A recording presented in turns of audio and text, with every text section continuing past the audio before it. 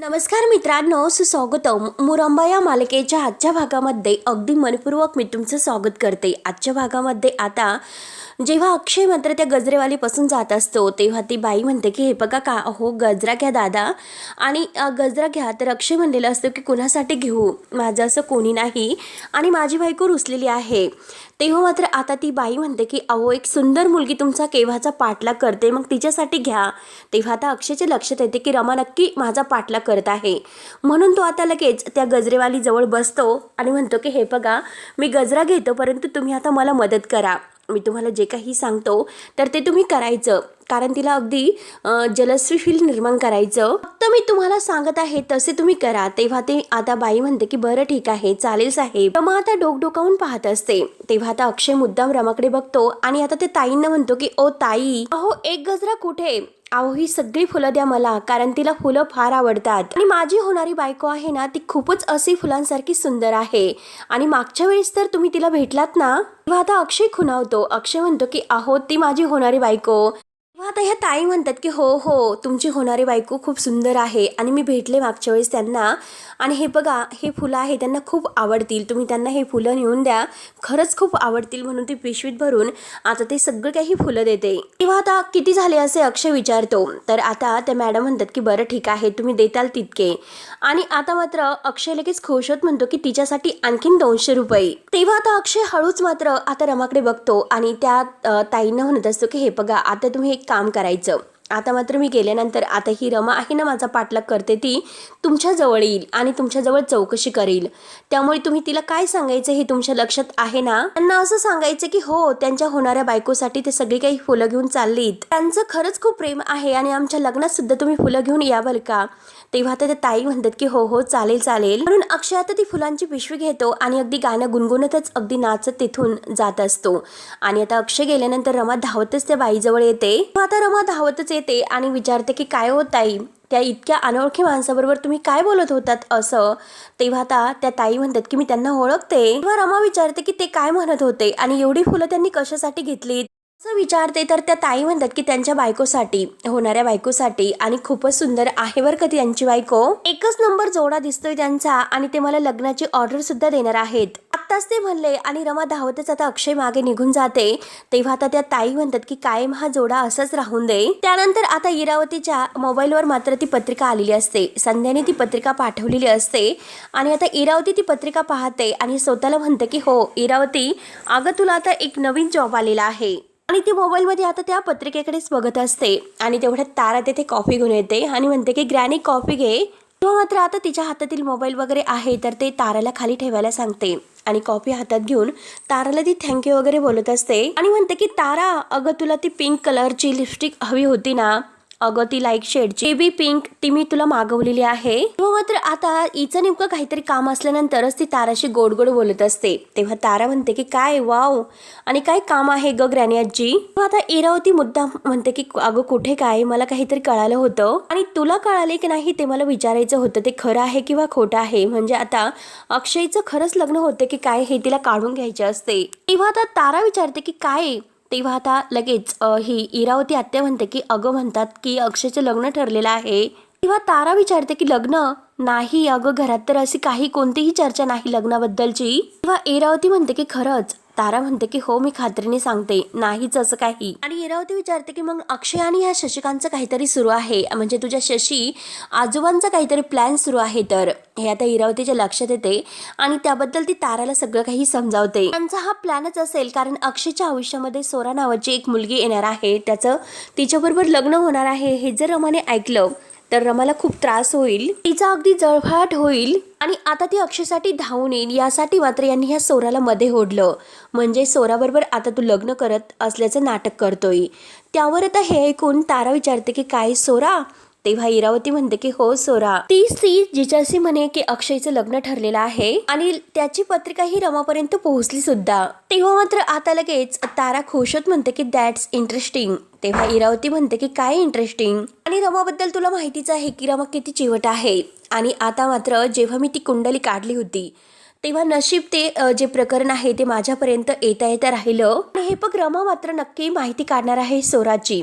कोण सोरा आणि ती कशी दिसते, कुठे राहते, काय करते, माझ्या मुलीला सांभाळेल का, ती खरंच आता अक्षयशी लग्न करणार आहे का, हे सगळं काही ती शोधून काढेलच. आणि आता मात्र अक्षय माहिती आहे ना, तो तर अगदी कोणत्याही मुलीबरोबर लग्न करायला तयार नसेल, तो फक्त तोंड पडेल आणि आता सोरा नावाची कोणतीही मुलगी नसेलच. तेव्हा लगेच तारा खुश होत म्हणते की हे बघ ग्रॅनी, अगं आता सोरा कोणीच नाही, म्हणजे अक्षय मामा हे सर्व नाटक करतोय. आणि हे जर रमाला कळाले तर मात्र आता रमाचा जो काही विश्वास आहे तर तो मामावरचा पूर्ण उडून जाईल.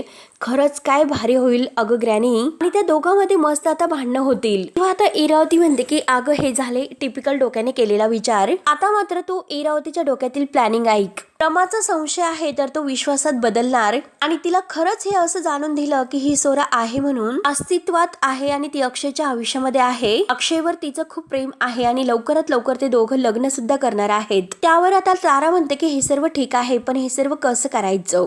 तेव्हा इरावती म्हणते की अगं कसे आणि काय करायचे हा प्लॅन माझ्या डोक्यामध्ये शिजत आहे. तर त्यानंतर मात्र आता इकडे रमा हा म्हणजे अक्षयचा पाठलाग करत असते आणि अक्षय मात्र तिला बघतो मागे पुढे करत. तो मात्र अगदी घाईघाईने चालत असतो आणि रमा मात्र घाईघाईने त्याच्या मागेच येत असते. तेव्हा मात्र आता अक्षय सुद्धा प्लॅनिंग करतो. अक्षय मात्र सगळे काही फुलांच्या पाकळ्या करतो आणि रमा मात्र त्याच्या शोधत शोधत मागेच आलेली असते आणि नक्की तो कुठे गेला म्हणून शोधत असताना आता अक्षय मात्र सरप्राईज करत सगळी काही फुलांच्या पाकळ्या रमाच्या अंगावर टाकतो. आणि आता जेव्हा तो रमाकडे बघतो आणि मुद्दा म्हणतो की तू माझे सगळे काही फुलं वाया गेली, त्यावर तर रमा चिडते आणि रमा म्हणते की काय वाया गेली म्हणजे काय, वाया गेली म्हणजे काय आणि हे सर्व तुमचं काय सुरू आहे. तेव्हा अक्षय म्हणतो की मी माझ्या सोराला भेटण्यासाठी इथे आलो होतो. मला तर असं वाटलं होतं की तिच्या स्वागतासाठी ही सगळी काही फुलं आपण तिच्यावर उधळूयात. मी तिच्यासाठी ही फुलं उधळली आणि नेमकं तू आली आणि तुझ्या अंगावर ही सगळी काही फुलं पडली. अक्षय मुद्दाम आता नाटक करत असतो. माझे फुलं वाया गेली, माझे पैसे वाया गेलेत म्हणून तो चिडचिड करत असतो, ते पण मुद्दाम.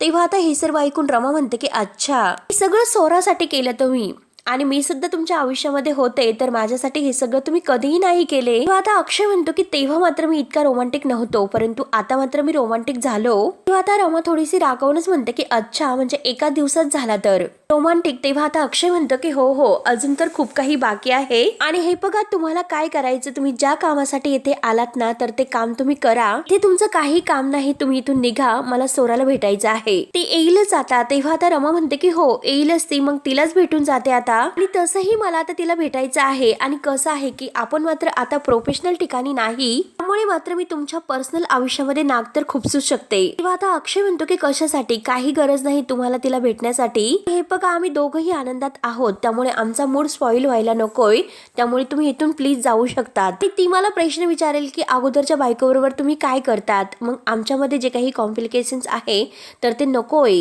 निघा इथून निघा. तेव्हा आता रमा सारखी अक्षयकडे पाहत असते आणि मनात म्हणते की यांच्याकडे बघून मात्र असंच वाटतं की नक्की हे खोटं बोलतात म्हणून पूर्ण खात्री करून घ्यायला हवी. म्हणून ते अक्षयच्या पाठीत अगदी आपल्या हाताने मारते आणि विचारते की चहा घेऊयात.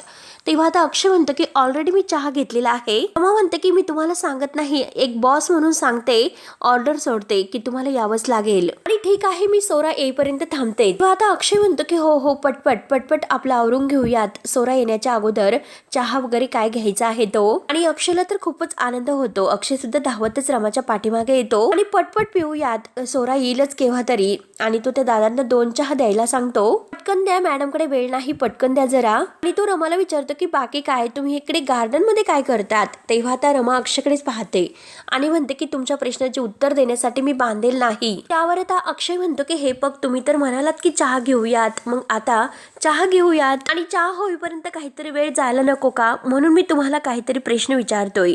तेव्हा आता रमा म्हणते की हो आहे ना माझ्याकडे वेळ घालवण्यासाठी. आणि आता तो रमाला चहा देतो. रमा म्हणते की हो आहे माझ्याकडे वेळ आणि म्हणतो की हो लवकरात लवकर घ्या आणि आता मला सोराला भेटायचं आहे. आणि आपला मुद्दाम मोबाईल वगैरे तो चेक करतो. आणि रमा आता पुन्हा म्हणते की हे बघा मी उगाच तुमच्यावर चिडचिड केली, कारण तुम्ही कधीही मला सरप्राईज वगैरे काही दिले नाही आणि ते मला आठवले. पण ठीक आहे, अहो तुम्ही सोराला आनंदी ठेवतात हे बघून खरंच खूप छान वाटलं. तेव्हा अक्षय म्हणतो की पटपट चहा घ्या लवकरात लवकर. तर आता रमाही त्याच्याकडे बघतच असते नक्की याचं काय सुरू आहे. तर तेव्हा मात्र आता अक्षय आणि रमा चहा घेतात. तर आता तो मोबाईल आपला खाली ठेवतो आणि पैसे द्यायला जातो. तोपर्यंत आता रमा लगेच त्याचा मोबाईल उचलते आणि उचकत असते की नक्की ह्या चोराचा नंबर काय आहे तो, म्हणून ती शोधत असते. आणि आता अक्षय पैसे देत असतो. अक्षयचं लक्ष नसतं. तर रमा विचारते की तुम्ही अजून पासवर्ड नाही बदलला का? तेव्हा अक्षय लगेच आता ओरडतो, माझा फोन द्या. तेव्हा आता अक्षय तिच्या हातातून फोन हिसकावत असतो. आता मात्र रमा काही ऐकायला तयारच नसते. रमा म्हणते की नाही देणार.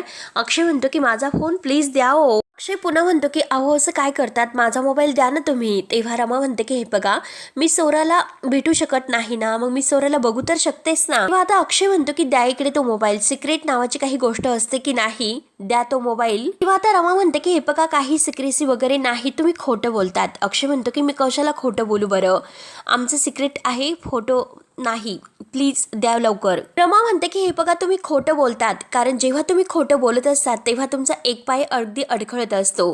तेव्हा आता अक्षय तिच्याकडे पाहत असतो आणि आता रमा म्हणते की तुम्ही नक्की खोटं बोलतात. तेव्हा मात्र आता अक्षय म्हणतो की आता बहुतेक मी अडकलो आणि रमाला बहुतेक आता सगळं काही खरं सांगावं काय असं वाटतं आणि सोरा नावाची मुलगी नाहीच असे मात्र आता तो रमाला सांगण्याचं ठरवतो.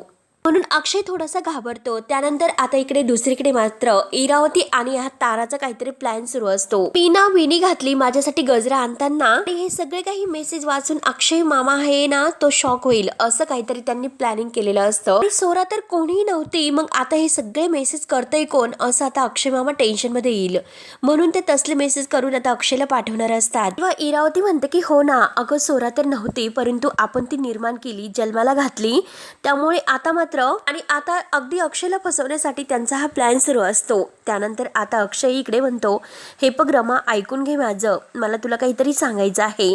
तेव्हा आता रमा म्हणते की हो सांगाच तुम्ही, नक्की तुम्हाला काय सांगायचं आहे बरं. आणि अक्षय सोरा सोरा असा करत असतो आणि तेवढ्यात रमाच्या हातामध्ये तो मोबाईल असतो आणि आता मात्र ते मेसेज पडले जातात. रमा मात्र बघतच असते आणि तुम्ही आता गजरा घेताल का माझ्यासाठी, हा मेसेज मात्र रमा वाचते. आता अक्षयला तर धक्काच बसतो. हा बघा, हा नंबर प्रायव्हेट आहे आणि खास तुमच्या आणि माझ्या चॅटिंगसाठी घेतलेला आहे असं मात्र इरावती पुन्हा आता मेसेज पाठवायला सांगते. आणि हे बघ, हा नंबर कुणालाही देऊ नका आणि अगदी 3 हार्ट पाठव आणि पप्पे सुद्धा पाठव असे इरावती आता ताराला सांगत असते.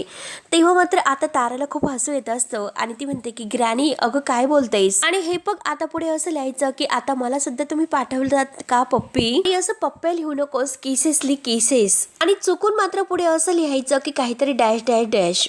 आणि आता मात्र अक्षय जेव्हा हे वाचेल तेव्हा आता अक्षयच्या लक्षात येईल की नक्की मात्र हे सगळे पराक्रम आहे तर ते आपल्या बापाने केलेले आहे, म्हणून त्या दोघांमध्ये तुडंब असं भांडण होईल. त्या बाप मुलामध्ये पुन्हा असे वादविवाद होणार आणि आपल्याला तर खूपच आनंद होणार. त्यांची पार्टी ही तुटेल आणि अक्षय पुन्हा आता इरावती आत्याच्या पार्टीमध्ये येईल. तर आणि ठीक आहे शशी शशी, अरे इरावती देते तुला आता फाशी. तेव्हा ताराला तर खूप हसायला येत असतं आणि इरावती बरोबर आता ॲटिट्यूड मध्ये प्लॅन रचले. तेव्हा मात्र आता रमा तर खूप हर्ट होते. तर अक्षय तिच्या हातातून मोबाईल घेतो आणि म्हणतो की म्हणजे ही मला सोडून एकटीच गेली वाटतं शॉपिंगला.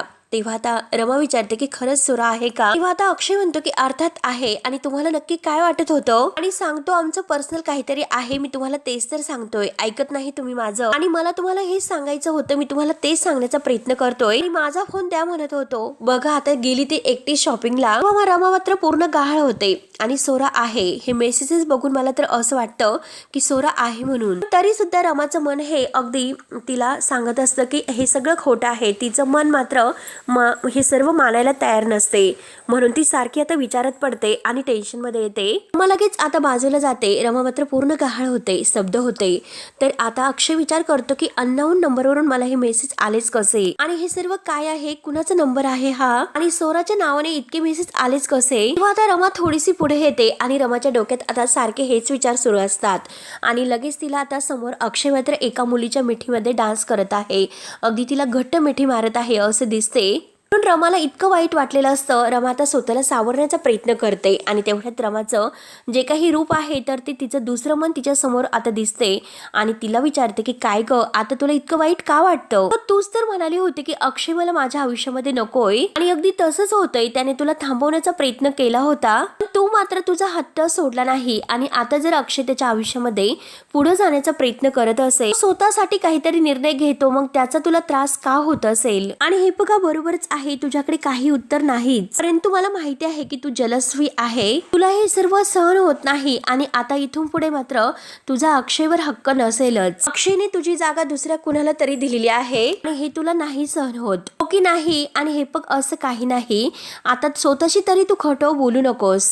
अजून सुद्धा वेळ गेलेली नाही, तू जा अक्षयकडे आणि सांग त्याला की तुझं अक्षयवर प्रेम आहे म्हणून. तेवढ्यात रमा ही वाटेतच थांबलेली असते रोडमध्ये आणि आता साई तिच्या मागून येतो आणि गाडीचे हॉर्न वाजवतो. रमाला तो बघतो म्हणून रमा मात्र अगदी विचारात गुंतलेली असते आणि तेव्हा समोर पाहते ते बाकावर आता तिचं मन आणि दुसरं कोणी नसतं, ती सारखी तिकडेच पाहत असते आणि साईला बघून आता ती भानावर येते. आता साई हॉर्न वाजवतो आणि विचारतो की रमा, अहो काय झालं तुम्हाला, तुम्ही अशा रस्त्यावर का उभे आहेत? आणि साई रमाला गाडीमध्ये बसायला सांगतो. रमा मात्र आता समोर पाहते तर अक्षय तिला बाय करतो, एका मुलीच्या मिठीमध्ये असतो, असे सारखी तिला समोर भासच होत असतात. तेव्हा आता साई जोरात हॉर्न वाजवतो, तेव्हा आता रमा कुठे परत भानावर येते आणि आता मात्र रमा गाडीमध्ये बसते आणि तेथून निघून जाते. त्यावर आता इकडे अक्षय शशिकांतला फोन करतो आणि विचारतो की बाबा हे काय, कुठल्या नंबरवरून तुम्ही मला कुठलेही मुलीचे फोटो पाठवलेत आणि हे मेसेज पाठवलेत? हे मात्र आता शशिकांतवर खूपच चिडलेला असतो.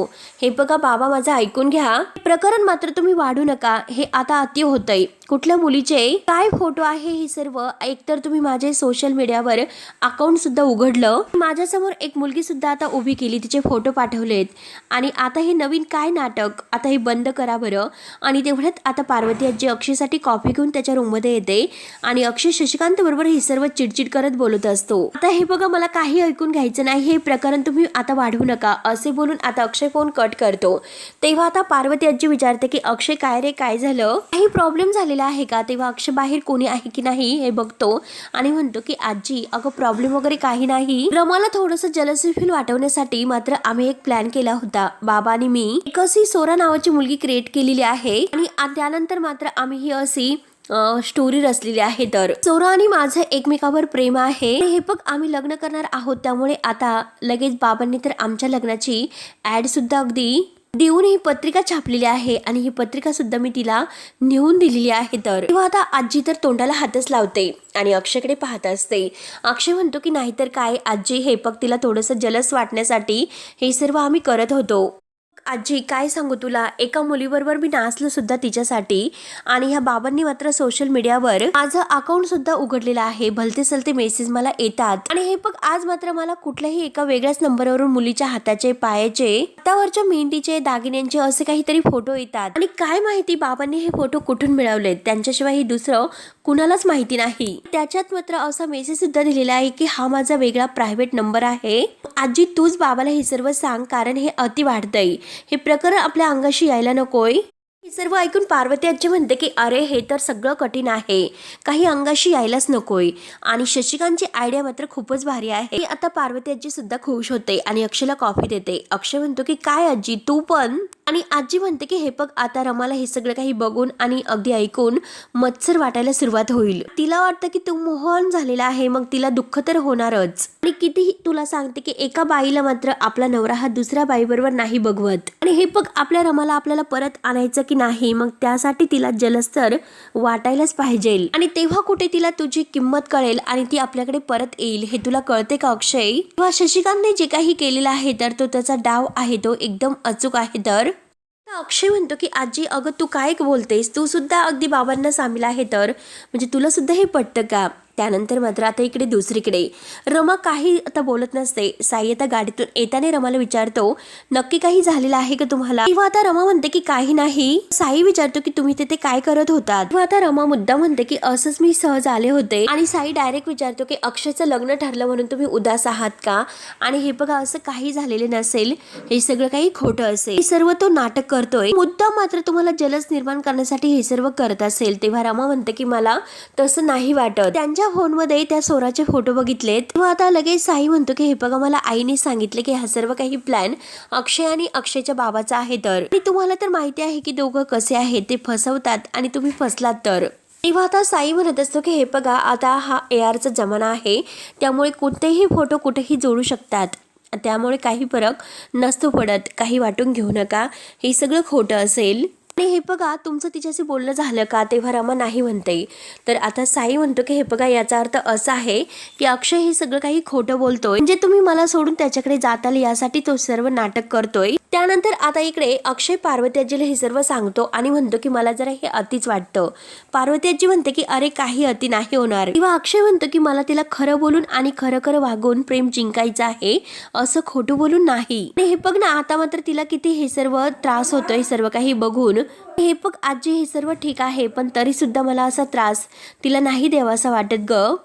किंवा आजी म्हणते की अरे हे बघ शशिकांतने जे काही ठरवलं ते विचार करून ठरवलं असेल, त्यामुळे तू आता हा विचार करणं बंद कर. अक्षय म्हणतो की बरं ठीक आहे. त्या अक्षय कुठे शांत होतो. त्यानंतर आता इकडे रमा ही साईला विचारते तर हे असंच असेल तर सत्य काय आहे मला माहिती करून घ्यायचं आहे. तेव्हा साई म्हणतो की अहो हे सगळं खरं नाही होणार.